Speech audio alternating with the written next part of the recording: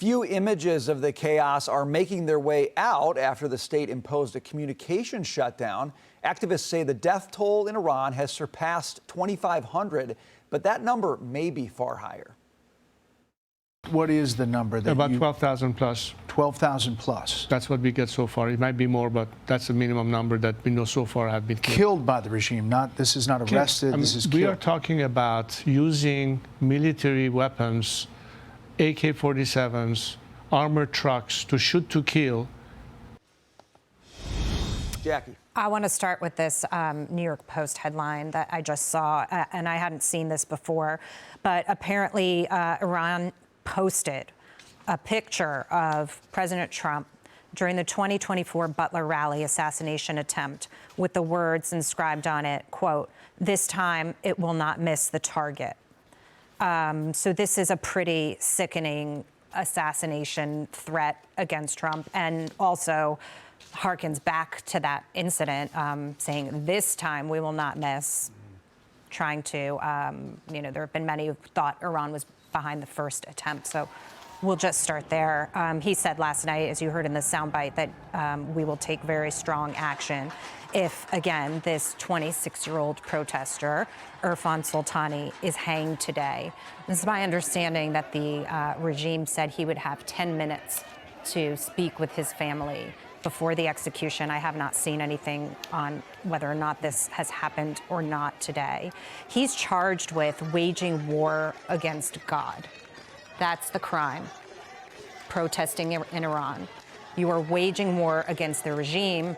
The regime clearly puts itself up there close to God, or that it represents God. And so it gives you a sense of the fanaticism which with they are ruling. I think this latest threat is showing a lot of desperation. I think everybody around the world takes the president at his word that when he's going to do something, he will do it. So poking him in this way, I personally don't think is smart. I just want to talk about the communications blackout. Despite that, people have been able to get in touch with Iranians on the ground, some of who are telling horrific stories, but also some videos are leaking, some of which are so disturbing they can't even be shown on the air. In Egypt, during the Arab Spring, the overthrow of Hosni Mubarak in 2011, communications was a huge piece of this, not only getting the content out for the rest of the world to see, but for the organization efforts. So this crackdown is more than just, we cut out the internet. It's trying to kneecap them, the protesters, which clearly hasn't worked. And also, the former Crown Prince brings up an important point, which is that these protesters have no weapons. They go out there just using their body as armor and fighting for something that they did not ask for, that their parents, that their grandparents were looking for in 1979 with the change of regime. So we're just waiting, in my view, to see what the president will do. I believe he will do something. We'll see. Dagan. That was essentially our conversation with Senator Mark Wayne Mullen last night. What does the president do?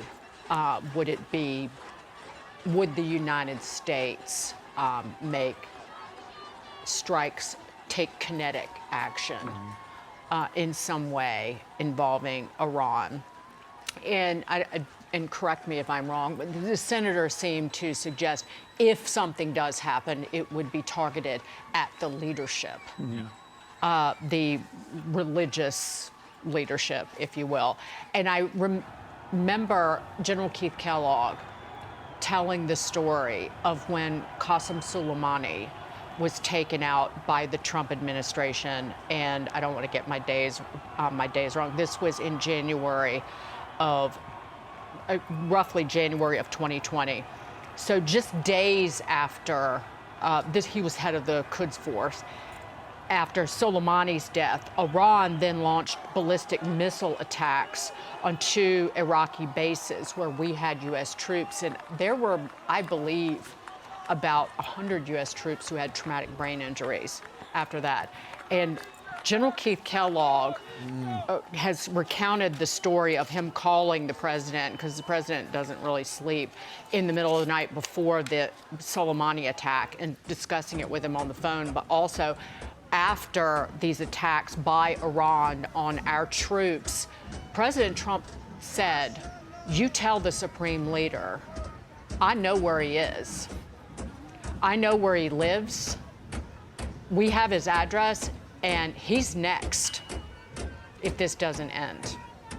And this is directly from General Keith Kellogg. So I think that there are a lot of people on the outside. I was looking at X, people talking about as if they know what's going on, like, you know, in the discussions about what are next steps for us to stand by the people of Iran, and I don't think that the clatterbags online have any clue. I agree. Can I just add one thing? I wouldn't discount, certainly I'm not saying that you did, but we've got very, very credible intelligence sources on the ground. Israel has very credible sources on the ground as well, and stands ready also to work with the United States on this. And so I just look at this and say, you can cut the internet, you can put misinformation out there, you can do whatever you want, but, you know, again, because this commander-in-chief is in charge, I trust the operations that we carry out to deliver the best intelligence possible, which will put them in a position. When they were reporting 500 dead from human rights groups just the other day, I'm saying to myself,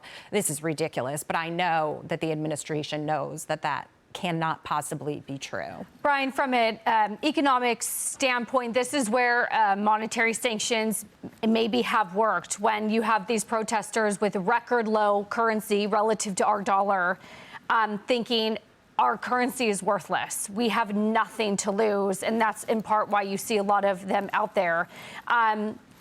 When you have markets down 1 and 1.5% on the S&P and the NASDAQ, is it trading on Iran? No, but when you've the VIX up to 17, 18, when you've Brent back up to 66, 67, just wondering if we're starting to see a little bit of nervousness, and I punt to you. I think so. I think Marco Rubio put it best when he quoted Biggie Smalls, "If you don't know, now you know." Well, taunting President Trump at this time is not the right move, and it's going to lead to him probably going in and getting the job done, in which case you're going to see a spike in oil in the short term. But the U.S. oil companies have said we stand ready to go in and stabilize the situation. I think it will be a short-term situation, but certainly taunting the president with that type of article that you quoted from the Post is not the way to go. So I think any dip that comes as a result of this is probably a buying opportunity selectively, but we could see a little volatility if that does effectuate. Yep.